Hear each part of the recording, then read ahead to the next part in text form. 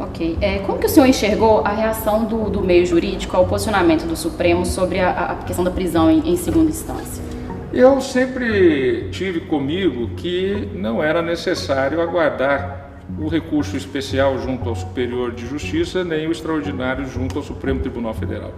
Aliás, há 2 anos atrás eu levei esse tema ao plenário do Supremo Tribunal Federal, num caso relativo a Luiz Estevam, que foi condenado e estava já com mais de 26 recursos só no âmbito do Superior Tribunal de Justiça.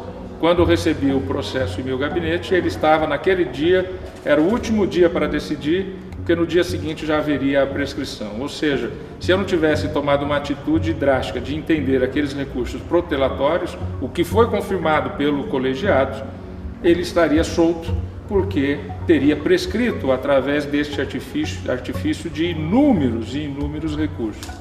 Então eu penso que essa decisão do Supremo Tribunal Federal foi correta, porque havendo já os juízos ordinários que julgam o fato, os tribunais superiores julgam a legalidade. Ele não julga se o fato ocorreu ou se o fato não ocorreu, ele julga a legalidade. A não ser naqueles casos em que originariamente o Supremo tem que julgar, que são os casos chamados de autoridades com foro de prerrogativa de função, como os parlamentares e os ministros.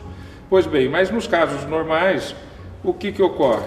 Um juiz na sua cidade, o Tribunal de Justiça, o Tribunal Regional Federal, no seu estado, na sua região, é que analisa se o fato ocorreu, se o fato não ocorreu, se houve culpa, se não houve culpa. O que os tribunais superiores decidem? Se aquilo ocorreu dentro da legalidade. E 98% dos casos, 99% dos casos, aquilo ocorreu dentro da legalidade. Então, a execução imediata não vai impedir, por exemplo, ainda a análise dos habeas corpus, que nós julgamos sempre no Supremo Tribunal Federal, depois de já passar pela instância do Superior de Justiça, depois de já passar por um tribunal local e de um juiz de primeira instância.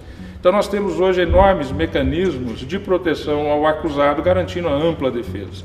O Brasil é um dos países no mundo que mais garante ampla defesa, até porque nós passamos por 2 períodos de governos autoritários, que foi o período Getúlio Vargas do Estado Novo de 37 a 1945 e depois o governo militar de 1964 a 1985.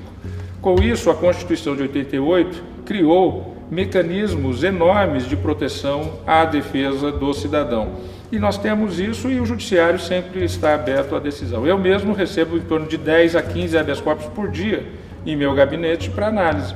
Se identifica-se ali uma ilegalidade, nós decretamos essa ilegalidade. Mas a verdade é que 90% dos casos, e muito mais do que isso, são casos que ocorrem dentro da normalidade.